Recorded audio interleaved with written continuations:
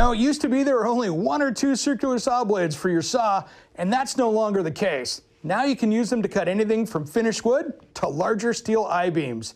Here's a few tricks and tips for picking out the blade for your next project. After that, I'm going to show you how to quickly and correctly shut off your water supply in case of an emergency or your next plumbing project. All right guys, today we're going to talk about something important, and that's circular saw blades. You know, one size does not fit all when it comes to circular saw blades, and let me show you one little thing about it. We want to talk about how many teeth are on these blades. The finer the teeth, the finer the cut. The bigger the teeth and the bigger spacing, the rougher the cut. And that makes a difference when you're cutting things like plywood or rough lumber, or even when you're getting into metal. So let's talk about it first, and let me show you some practical applications for this. So if we take this saw right now that I have a really nice 48 tooth blade on, it's gonna cut plywood really nicely. Let me show you. And I know I'm cutting this backwards, but we're just gonna do this for the sake of showing you.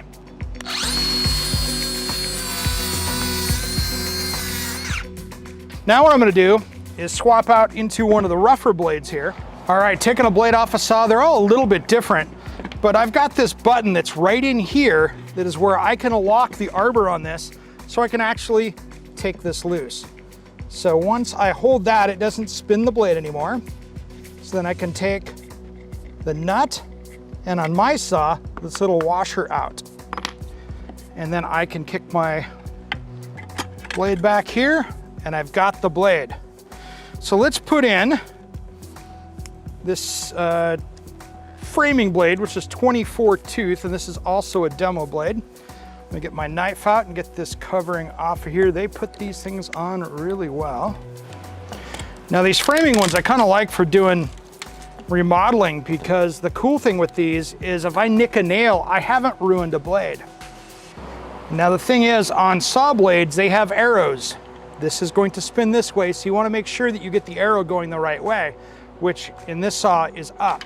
Let's cut this again, and I'm going to show you exactly how this looks as far as how a rougher cut it is.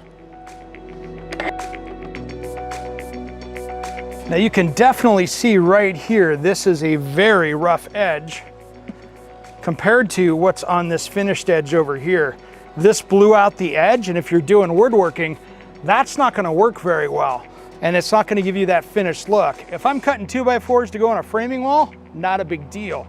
If I'm cutting a piece of plywood that's going to be finished, I'm going to have a lot more work to do. So those are two different ways that you can actually save time on the prep work of these projects by picking the right circular saw blade for the wood project you're working on. Next here, I want to talk about metal, because you can actually use a circular saw to cut metal. All right, guys, the next thing we're going to do is we're going to cut some steel. Let me swap this blade out here real quick. Now you probably could get away with a little piece like that if you're just cutting a small piece with this nail one, but I'm not gonna push it. I'm gonna use the right blade. Now this is something you gotta be really careful with, guys. This steel can go everywhere, so a good set of safety glasses is super important, and they need to be like these that are tight fitting. And let me show you how well this cuts steel.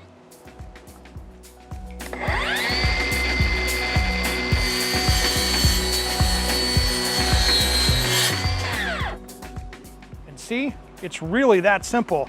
If you get the right blade for your saw, you can tackle so many more projects that you didn't think you could even do. Hey guys, today's pro tip is an important one. Do you know how to turn the water off to your house? It doesn't matter if you're doing a DIY project like I have, and I actually put a screw right through the middle of the water pipe in a wall when I was hanging a TV. If you don't know where to shut it off, you can do a ton of damage to your home.